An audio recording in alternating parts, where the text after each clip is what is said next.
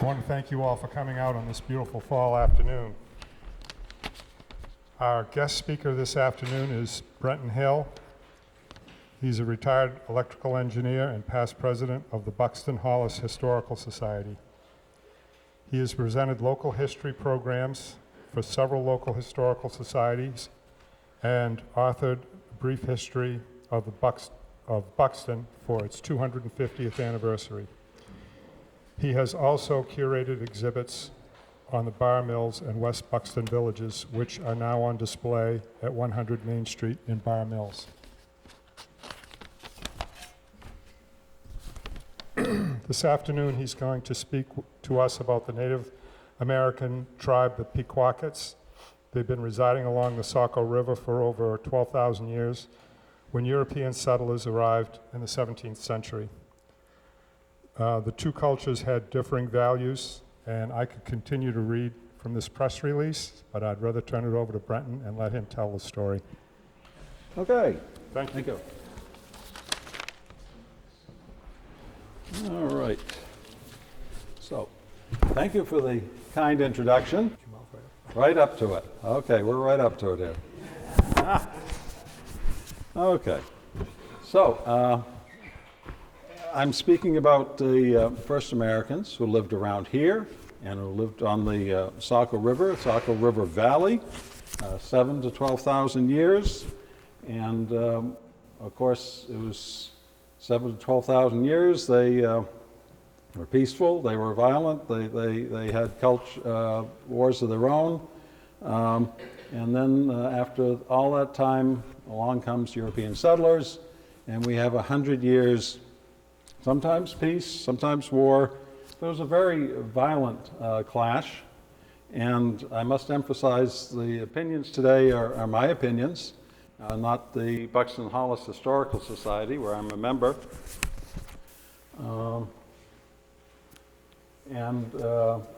With that disclaimer, there's another disclaimer here. My ancestors were part of all that violent clash. They were right here where we stand, I guess, close by, right here on Libby Neck.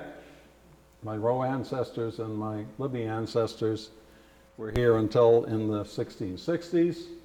They took Indian land, first American land, and they were here until they were driven away in King Philip's War. But I'm going to try to give you an unvarnished history and try to sort out some of the facts from a real mixture of fiction and lies. You don't see a lot of lies in old history, maybe current politicians, but old history, you don't expect a lot of lies, but we have it in this case, and the truth is a little hard to tweak out at times, so this will be a challenge. I'm going to try to stick to local history, not the French and Indian Wars in general, or Wabanaki culture. I'm not qualified to present on Wabanaki studies. I don't know if anyone's familiar here with Wabanaki studies. It is an educational requirement in the state of Maine, but it's not history. It's cultural studies rather than a history of people. And getting right to it, some of the lies. You see here, this is a pretty good map. It shows the Pequawket or Pequawket. There's about 12, 13 different spellings because you can't pronounce their name in English. It works well in Abenaki, but English, it's a mixture. So here is the Saco River, and here is the Saco people. And you'll see a lot of literature and information says the Indians here were the Secocas Indians. But the Secocas Indians were Western Abenaki, and the Pequawket were Eastern Abenaki, and the Pequawket, just to the south of us, some authors think they were Abenaki, and some authors think they were Wampanoag. And a lot of this confusion goes back to simple mistakes. Historians make mistakes. 1832, Williamson, he simply guessed that the Indians here were Secocas because Secocas sounded like Saco. Now, you know, that's a pretty big leap of faith, but the name doesn't go away. We have Secocas Avenue in Standish, Leamington, Secocas Trail in Limerick, Waterboro. The name is with us. It's in books. It has been published. It will be published. It's on the internet, so you know it's never going to go away. Gordon Day, though, lived in Vermont. He lived in this area of Vermont and eventually up in Quebec, too. And he did some very good research in 1964. Completely debunked the Secocas theory on the tribe with good research, changed history, if anyone was noticing it.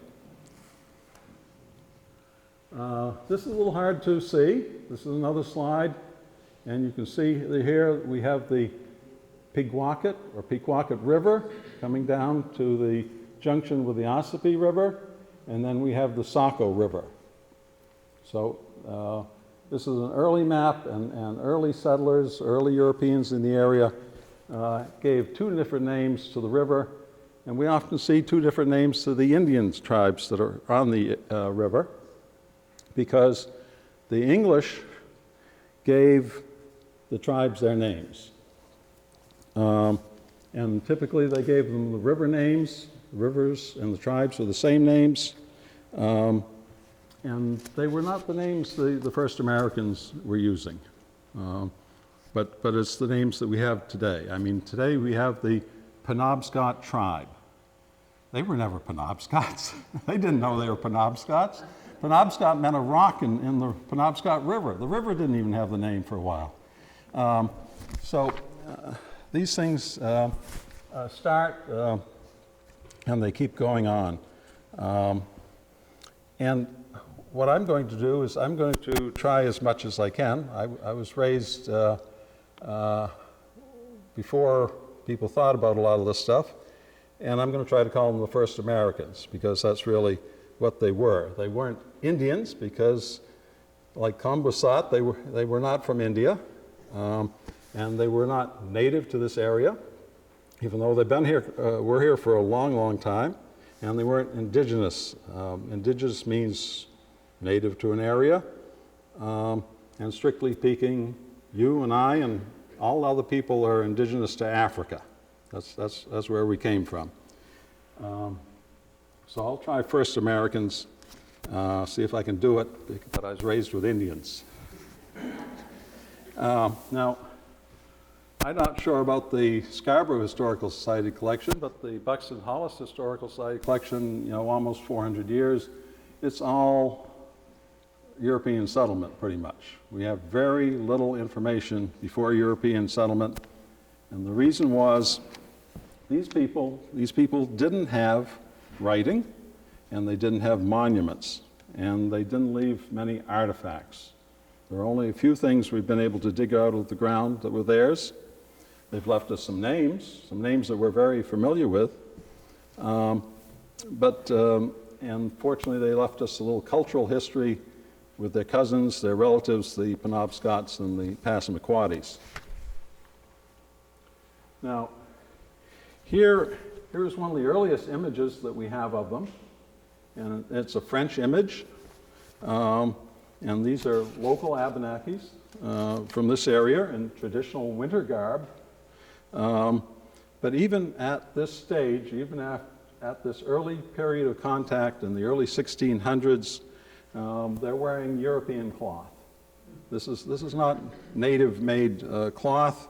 The natives didn't have complicated looms. They didn't have the cottons, the wools, the linens to make this type of cloth. They use much coarser things like milkweed. And Champlain, Samuel D. Champlain, reported them wearing clothing of grass and hemp. And I was able to get this image. This is a reproduction of a first American dress. This is probably Western Abenaki Secocas. But as you can see, it's much simpler and much coarser, and you can actually take a piece of bare ground and a couple sticks and some milkweed and make this sort of thing, a little dye. Fortunately, we have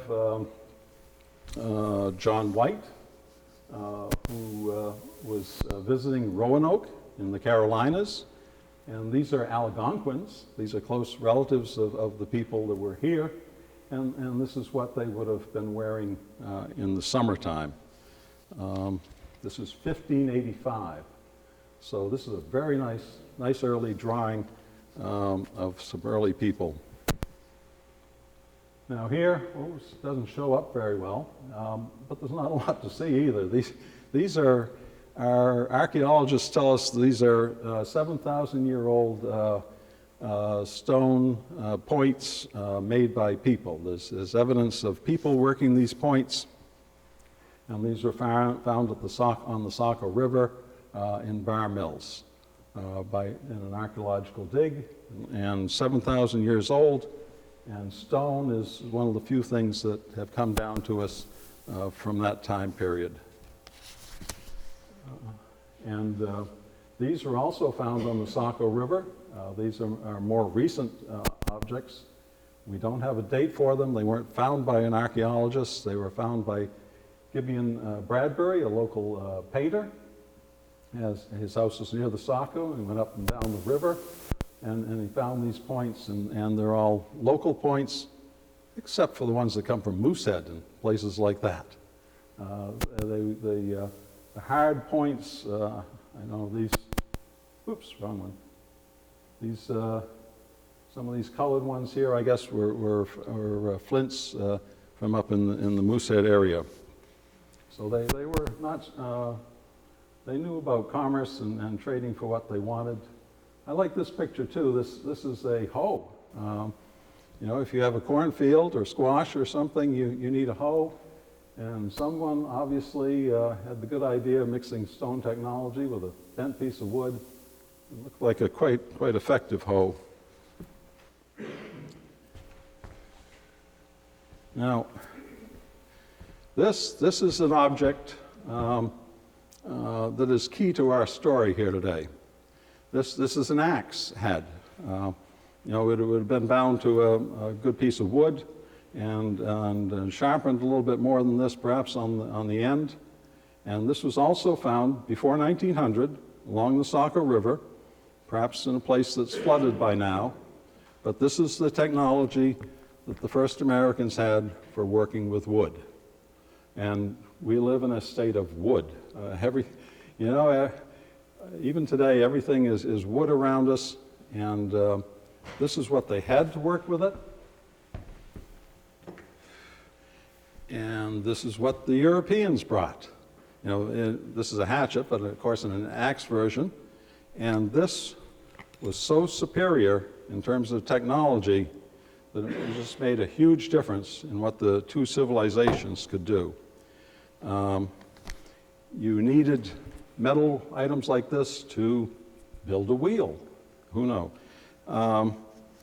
You need metal items to build most anything that wasn't very complicated at all.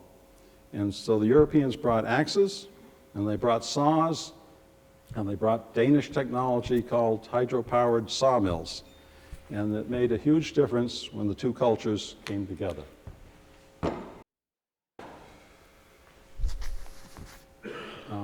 Now, the Pequawkets, the Abenaki could make, cut saplings, they could cut small trees, they could make stockades, but when it came time to do some real woodwork, what they did was they hired carpenters from Biddeford.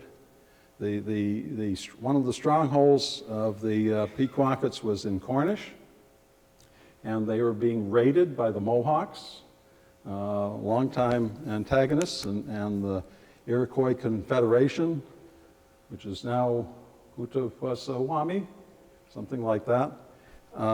That confederation was fighting, and it got all the way to the Atlantic Ocean at times on raids, but the Abenaki decided they better have a real fort, and so they hired carpenters because they had the tools to work with timbers and put things together. And that was a quite effective fort for them, but eventually their numbers declined through disease mostly, and the fort had to be abandoned. Now, I mentioned we have place names. Pequawket. All these maps have different spellings. Pequawket, Pigwacket, Pequawket, whatever. All the same idea. But this is Freiburg, basically.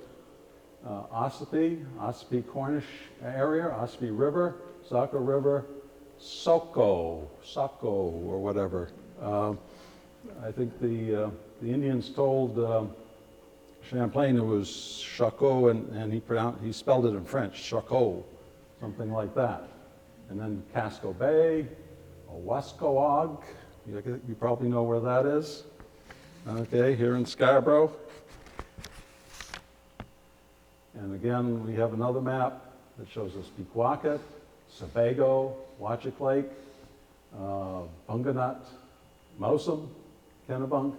These are all words that we've been passed along that have come down to us from these first Americans who were here. And they also left us very few artifacts. These were the Indians of the Saco River, and this is called Indian Cellar. Has anybody ever been there? Right, yes, okay. It's now under 40 feet of water due to the Skelton Dam. There was a popular picnic area in the 1930s, and it had an advantage for them. It was very hard to get down these steep rock cliffs so they could keep their food in there. They could store food in the nice, cool, and damp environment, and predators couldn't get at it from the top. And up above here were rapids. Rapids you couldn't get down into with a canoe. So no one came here unless they were coming on purpose, coming up the river, and then they'd have to go back down the river because this is the spot you had to portage around. So we have that, and it's still there, we just can't see it. This is a hard image to comprehend a little bit. We're looking straight down into a little pit. And the little pit, the dark part in the bottom is water, some dark water that's down there. It would be cleaned out and nice and dry before anybody used it. This is the so-called Indian grindstone at Hollis Center. And Hollis Center was very reachable by water, by canoe, and there were an Indian village nearby. And this is part of a granite ledge. This is nothing that you'd see naturally made. And there are places in California where they have 40, 50 of these where the natives are grinding pinon nuts. But this would have been for corn, and it's called Indian grindstone. This is not much for history. This is not much for artifacts. There's a lot of lost features over the years. There's a town called Agna-Gee-Bok on the Pasumsket River. It was visited by early Europeans, and there were about 70 families there. It was visited once. Nobody's ever seen or heard of it since. You know, Pasumsket River is pretty well known and traveled now, but the village just disappeared. The people left, and the wood, because this was a woodland technology. These people lived with wood, and their wood rotted away over time. Let's look at some of the wood. Now, for traveling purposes, these people would have used something like we'd normally think of as a Western teepee with the lodge poles and all. But this was a more permanent structure, and it was called a wetu. And it's made entirely of wood, and it's wood saplings, it's bent wood, it's tied together with vines or some fiber, and it's bark, and when it got cold in the winter, you added some more bark. So this was a pretty typical biodegradable house. And here's another version of it as a longhouse. The Iroquois especially liked longhouses. A longhouse was a multi-family house. And you can see over here, well, not too well from this, but there are multiple holes in the top, and there's multiple campfires, cooking fires going on inside.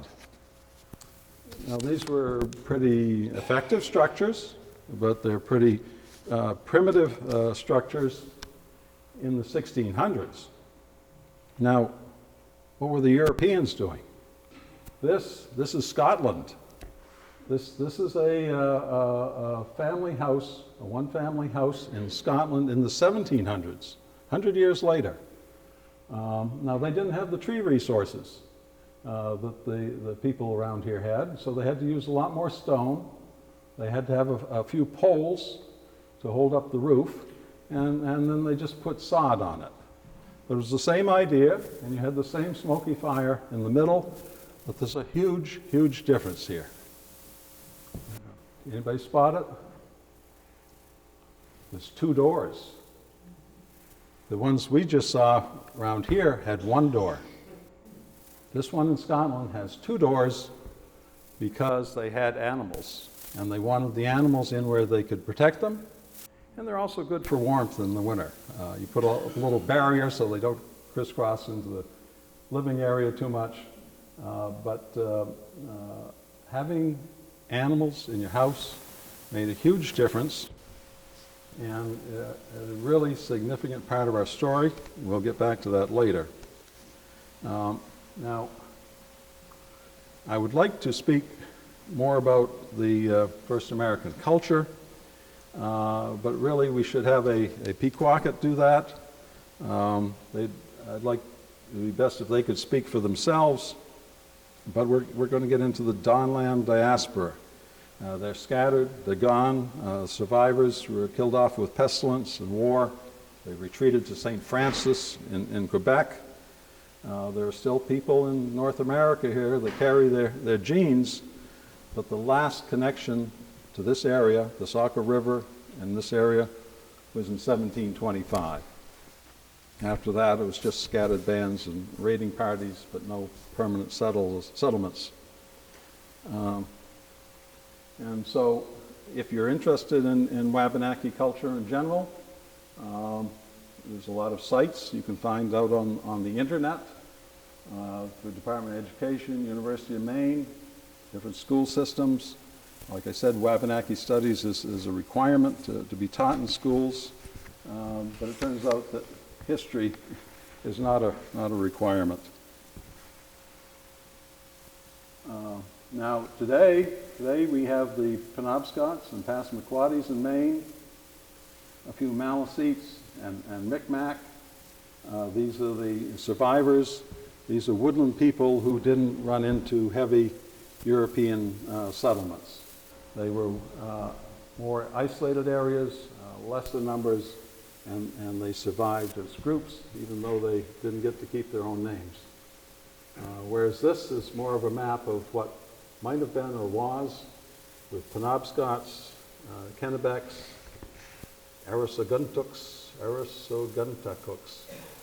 on the Androscoggin, and Pequawkets here in the Saco River area. And further south there would have been Penacooks also.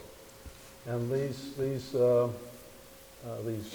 tribes or nations would have been known eventually as the Wabanaki Confederacy because they had to fight off Europeans. And some of the tribes in the Confederacy were very, they fought each other for long periods of time before Europeans came here. I mentioned the English naming all the tribes by the rivers. The French didn't do that. The French just asked their local allies what the tribe's name was. So for the local people here, the French called them the Molchiquoi. And again, that was from the French allies who weren't friendly at that point. They're eventually part of the Wabanaki Confederacy. I mentioned organizationally, we have families. All these people are grouped by families, and then clans, interrelated families, bands, and nations or tribes.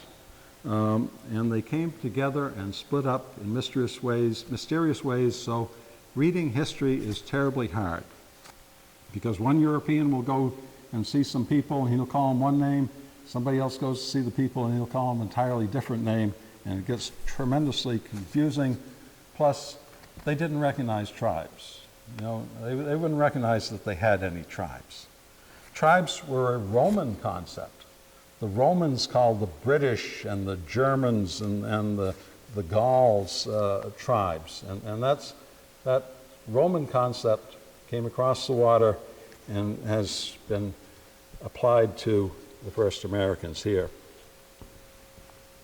I have to show this slide because it shows how the first Americans used the river systems for transportation. The Saco River was a great piece of transportation for them. They had to portage around a few things like the Indian cellar there, and this is Steep Falls.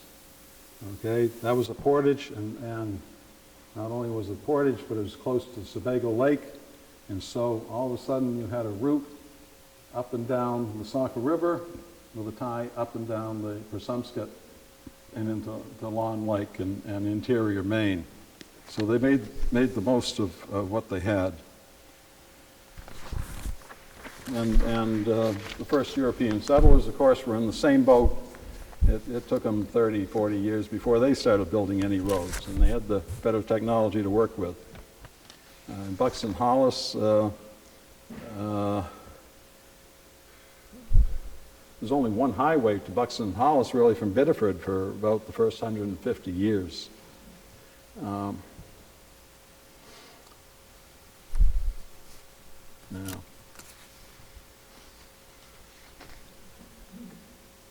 so I mentioned tribes merging, tribes splitting off, and that came due to pressures with war and disease.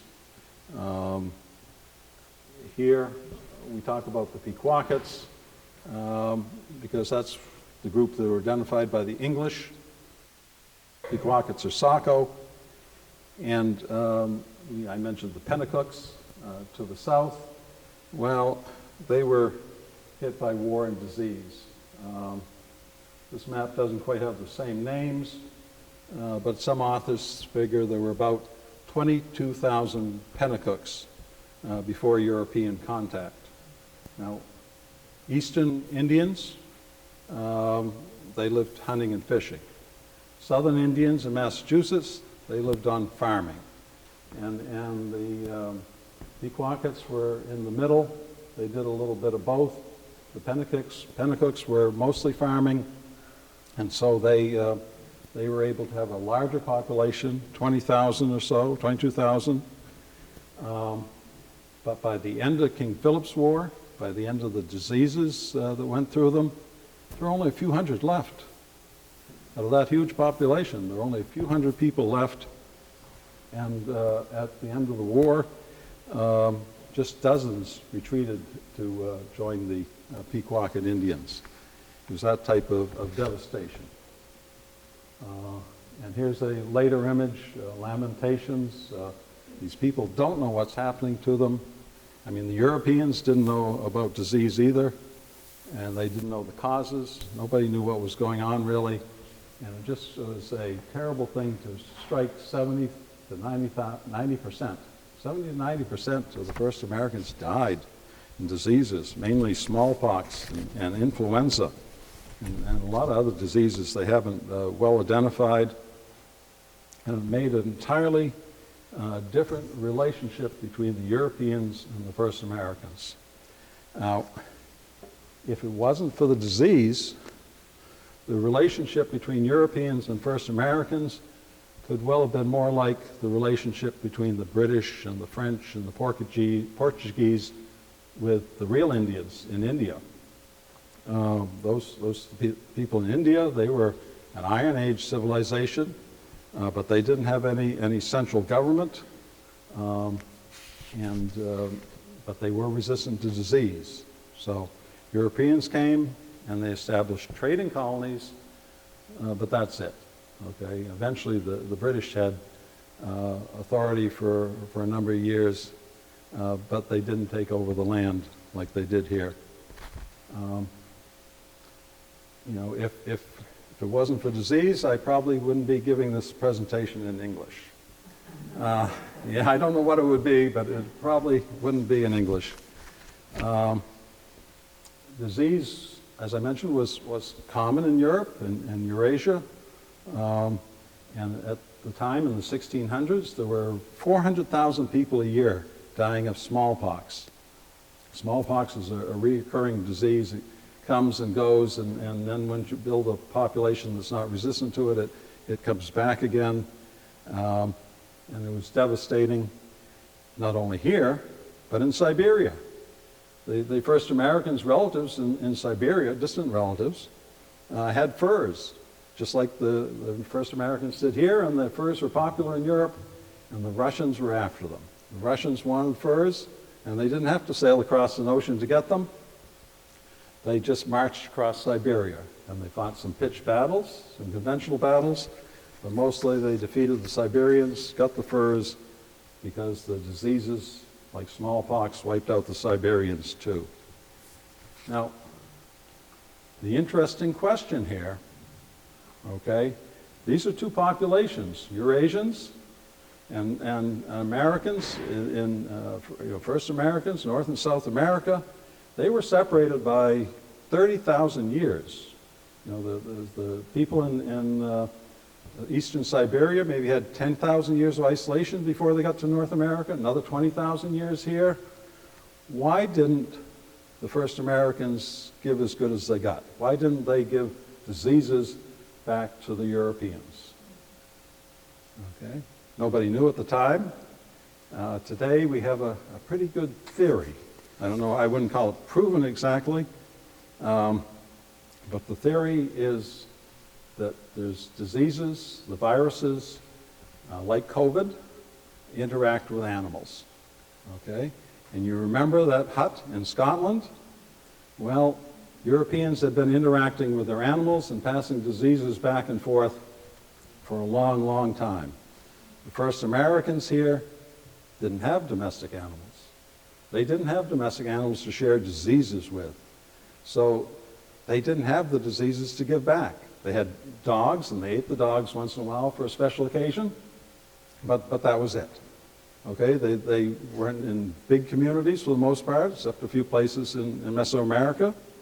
But that difference, having domestic animals, passing diseases, turned out to be, I think, the major difference when the two civilizations collided.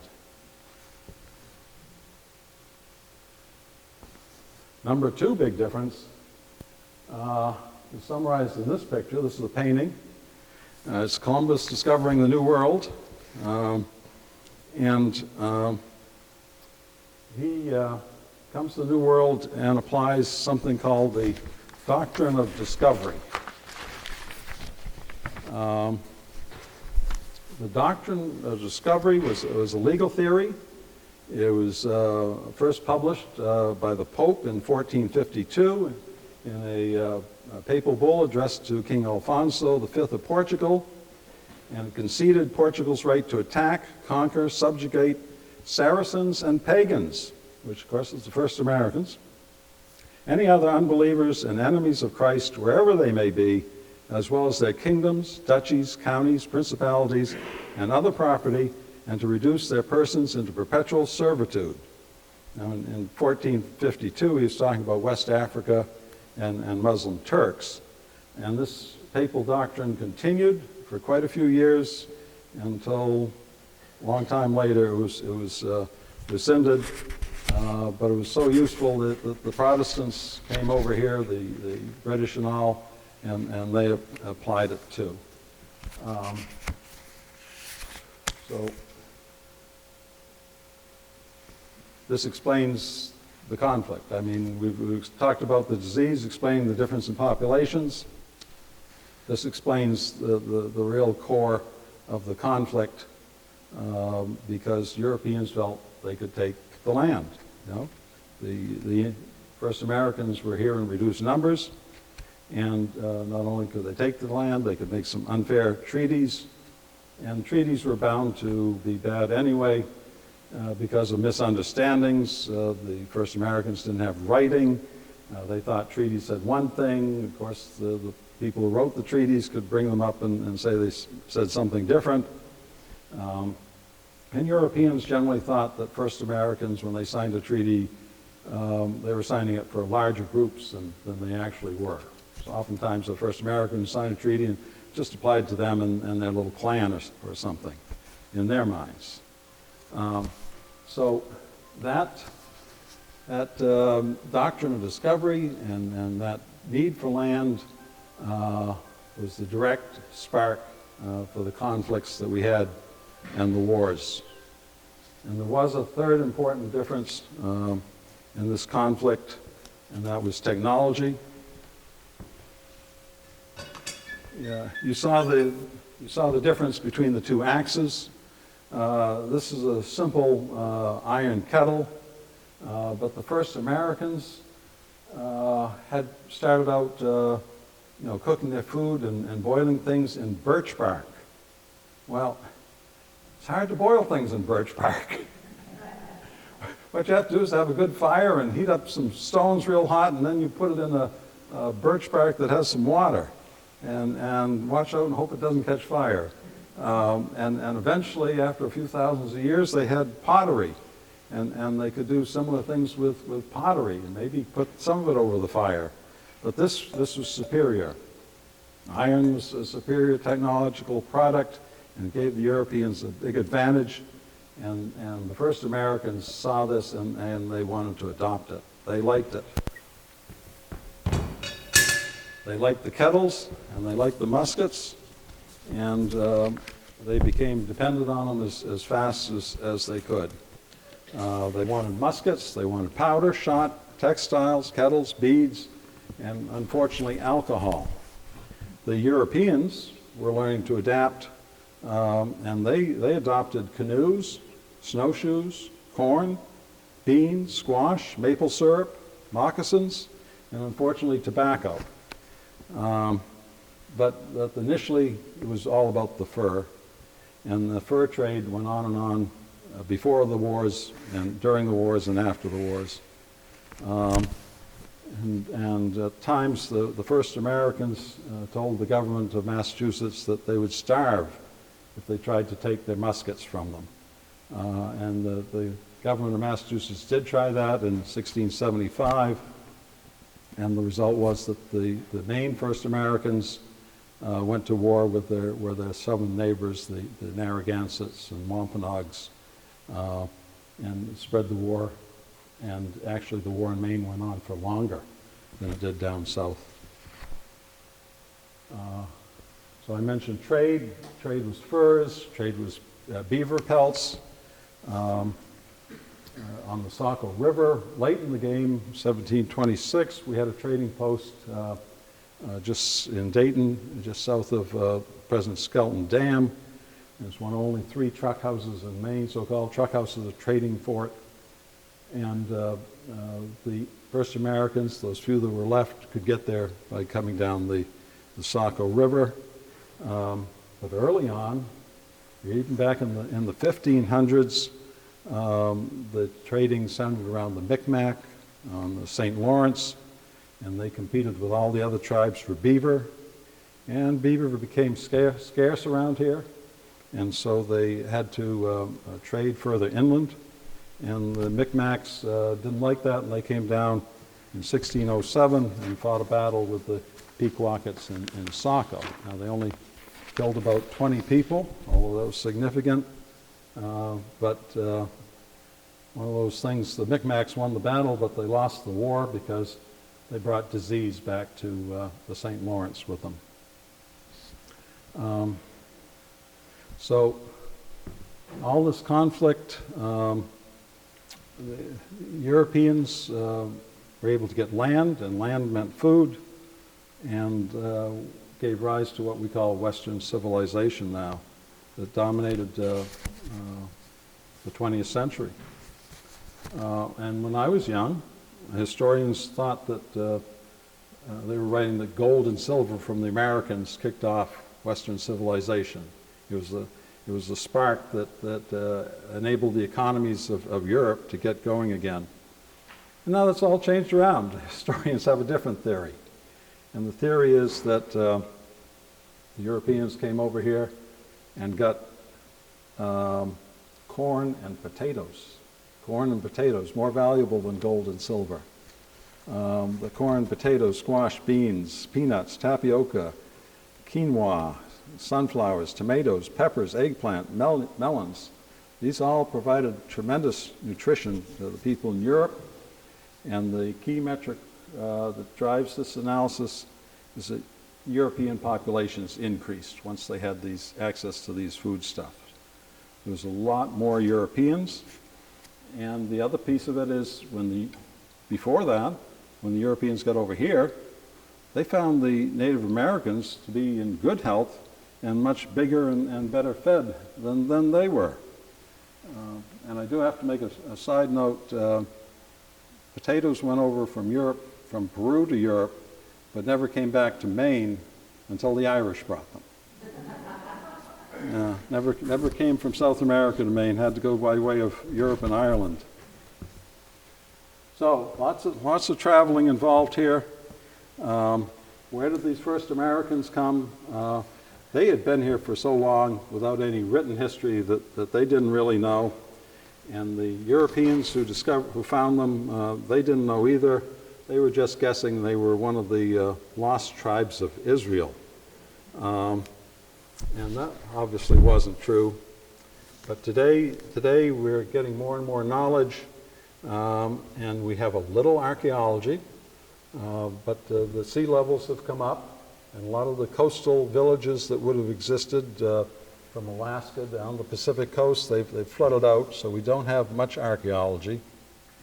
But we do have DNA studies, and we can link the first Americans back to Eastern Siberians and people called Beringans. And Beringans lived in the Bering Sea, or at least what's now the Bering Sea, and they were separated from most people in East Asia for about 10,000 years. And that's enough to establish genetic differences, and so we can tell, or some scientists can tell the difference between an East Asian and a Beringan in terms of origin. And how they came, all the details of this trip and stuff are still being debated in the exact timelines, but we know this is generally what happened, general migration of people all the way from Africa to Asia to North America. And eventually they get to Maine and they find the caribou. Okay, good stuff. You know, the glacier left 12,000 years ago, and the Stone Age people come in and they start hunting caribou, and they're doing the exact same thing in Scandinavia. The glaciers left Scandinavia, and you have people in Scandinavia. You know, this is supposedly first Americans and caribou, but it could be Scandinavians and reindeer. Caribou and reindeer are the same thing. Just caribou's a first American word. So this was happening, and things started changing in Maine with the glacier going away. 4,000 years ago, the glaciers melted so much that the sea level has come up and rose over Browns Bank and Georges Bank out in the Gulf of Maine, and that mixes a lot of nutrients and improves the Gulf of Maine fishery, and you immediately have first Americans out there hunting for swordfish. And these are so-called red paint people of the Moorhead tradition, names that we give them. I'm sure none of them knew themselves as such. And we have a little bit of information from them, but not much, because their villages are underwater too.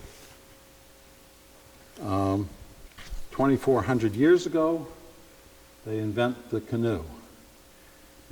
Europe never invented the canoe. Africa, Asia never invented the canoe.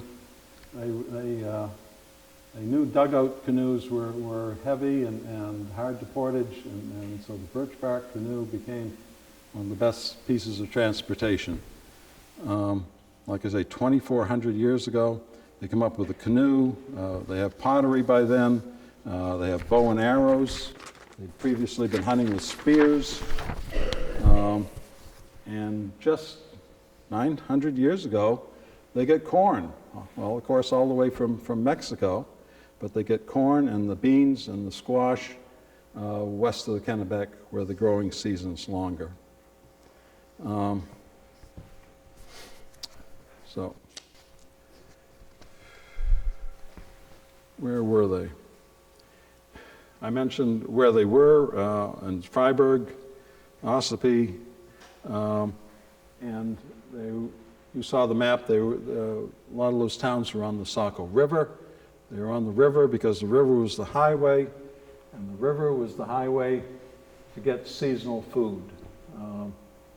Europeans come over, they plant themselves down on a piece of ground and says, this is our ground, and we're going to farm here, and we're going to get through the winter with our animals and our barns. The first Americans had a different approach. They were after seasonal food. February, March, they're after deer, moose, bear. Mid-March, sea-run fish. This was a major conflict area. This was a very hungry time in mid-March, and they wanted those sea-run fish, and when Europeans came, they put dams in the way. So, food, conflict. They fought over that. In May and June, they're down in Scarborough hunting for seal pups. In May, September, codfish, eels. October, more deer and moose again. In December, tomcod and turtles. Turtles were available, I guess, to them. So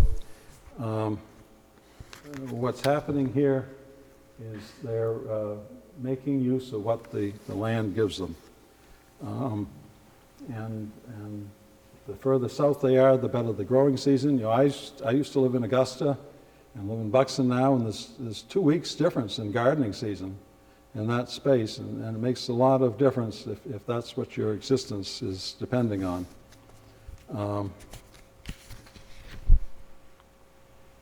Okay, this is one of the earliest maps. This is Champlain's map of 1605, and this is a map of Saco Bay, and these are things that Champlain saw. We don't have a lot of information from this first contact because his translator had to go away somewheres, so he wasn't able to talk with the people very well. But certainly they had cornfields, and they had stockades, some longhouses, some wetus, and probably a pretty good population. And he called the place Saco. And as I mentioned, the stockades were about the largest piece of wood the first Americans could handle with their stone axes. So I've tried to piece together a little bit over that first 7,000 or 12,000 years, try to talk about some of the big picture things without getting into culture too much. But we saw the effect of disease, we saw the effect of the doctrine of discovery, and we saw the effects of technology. And that played out here over 100 years. Roughly 1630, when Richard Vines settled Saco with 50 families, and there were scattered settlements here in Scarborough, until 1725, the Battle of Lovewell Pond near Freiburg, and that was the last battle, and ended up being the end of permanent large first American settlements in the area. They'd still come back raiding and things like that, but not settlements.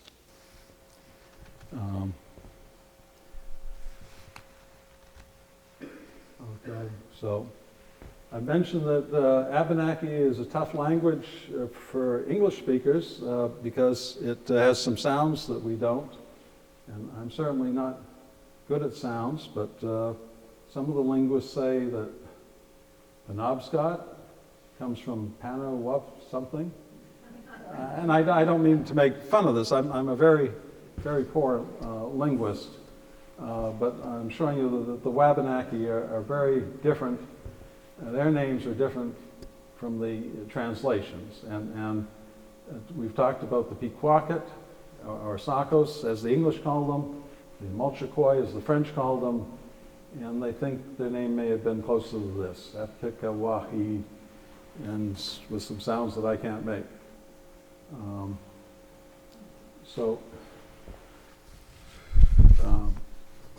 I guess the upshot of it is today we know them only by the English and French names, but they would have called themselves the people. And I do need to mention some deeds. We talked about unequal treaties.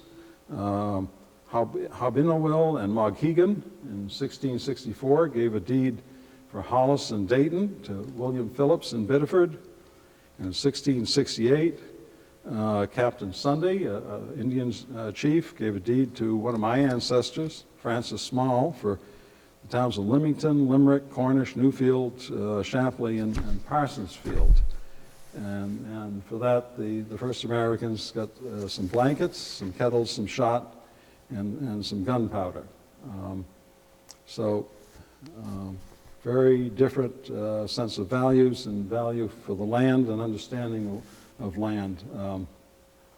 The first Americans saw land as something that the community used, that their clan and tribes used. The English saw something that belonged to individuals or a sovereign ruling over individuals. Now, I'm going to finish up here. I'm not going to cover much of the raids and the killings in the French and Indian Wars.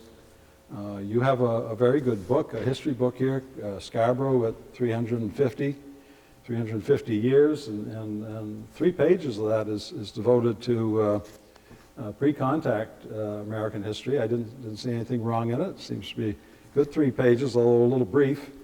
And then a number of other pages, some of the battles that happened here.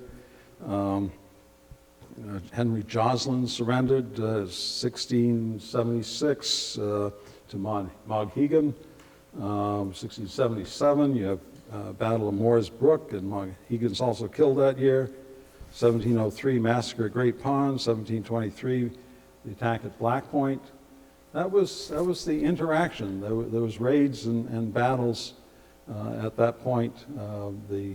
That was the 100 years of overlap and conflict, and as I say, ended by the raid at Lovewell Pond. Now, Massachusetts, of course, owned Maine, and they couldn't keep a standing army. It was too expensive. People couldn't pay the taxes, and so they put out bounties for scalps. 100 pounds in New England currency for the scalps of males, aged 12 and over, 50 pounds for all others. The English warriors were also to receive 50 pounds for each prisoner and to be allowed to keep all plunder and all female captives and prisoners under 12. This was very attractive to people like Captain John Lovewell. He organized a couple raids and was successful in scalping, and he organized a raid on Pequawket town, the largest remaining Indian settlement. And this is one of the most misunderstood raids around. Some see it as a military operation, some see it as a commercial operation. And there's a lot of lies about it because it wasn't so bad to kill somebody, but they had a minister scalping on a Sunday. Now, you have to draw the line somewhere, as I suppose, and back there, a minister scalping on a Sunday was a no-no. So all the early reports said it happened on a Saturday. So they and set off from Massachusetts, intending to surprise the Indians. Where are they? So they were intended to surprise the first Americans, and but they were discovered prematurely. The first Americans ambushed them, and they had a one-day running battle. Both sides lost about half their fighters. Remaining raiders retreated to Massachusetts with a few scalps, but that was the end of the Indians in the area. They couldn't continue their settlement, so they took their Pennacook allies, their Androscoggin River allies, they retreated to New Hampshire and to St. Francis in Quebec. And it was over except for the occasional raids here and there. The French would goad them to come down as part of the French and Indian Wars. And the last raid was by Chief Poland in 1756 in Wyndham, at which point Poland was captured. And Poland's also famous for complaining about the dams. He walked to Boston at one point earlier, and the Massachusetts governor said, well, we're sympathetic. We know you're hungry because of the dams, but Colonel Westbrook seems to do what he wants. And sure enough, Colonel Westbrook did what he wanted and put up a dam. And so it led to more conflict. Finally, as I said, the villages were gone, the raiding parties were gone after the fall of Quebec in 1759, and we have Mollyocket as one of the last surviving Pequawket visitors. This is the garb we started out with in the early 1600s. This is an artist's recreation of Mollyocket in the early 1800s. She grew up supposedly along the Saco River, but she was baptized as Mary Agatha, and that was corrupted to be Mollyocket. But her parents were killed in Robert Rogers' raid on St. Francis, 1759. But she's in Freiburg in 1763, Bethel 1779. She died in Andover in 1816, and I suppose we could spend the program on her here because she was a character. She survived the devastation of her family and her people, and she was identified as a doctress who helped a lot of people, a storyteller, a midwife, basket maker, did embroidery, and was a skilled hunter. And so Bethel had Mollyocket days for 63 years until COVID came along in 2020, and now the name has changed to Summerfest. So I'm afraid to say, a person's and a people aren't actually gone until you forget them or say their name, no longer say their name, and that may be what's happening to Mollyocket, one of the last of the lost Pequawkets. That's it. So questions. Anybody have questions? Yes. And maybe this just comes from the movies or such, but there was a suggestion that after some of the white men came and discovered how susceptible that the Native Americans were, perhaps it wasn't totally accidental. If they wanted the land, getting rid of the natives who lived there was helpful. Do you think there's any validity to that there was deliberate use of disease? A tiny bit. It's not significant. In my estimation, it happened, but it's not significant. Certainly, a guy named Johnson over in New York State was accused of giving First Americans diseased blankets.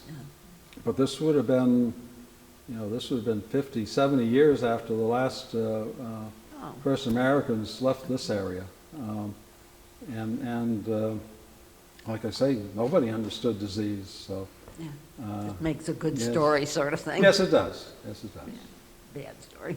Yes. What is the evidence around here of burials that have been found? Well, I know there's a story that they found Moghegan in Scarborough at one point. I'm sorry, they... There's a story that they found Moghegan, who was killed in the 1670s here in Scarborough. But the bones don't do well on the ground, and they didn't, the red paint people, they found mostly the red paint as evidence. But Not much else. In what ways were the dams helpful to the European settlers that they built them on the rivers? How was it helping them? They were hurting the Native Americans, obviously. Well, they wanted the wood, they wanted the timber, they wanted the lumber mainly. They built houses, so, shelter. No, the dams across rivers. Yes, the dams powered the sawmills. Thank you.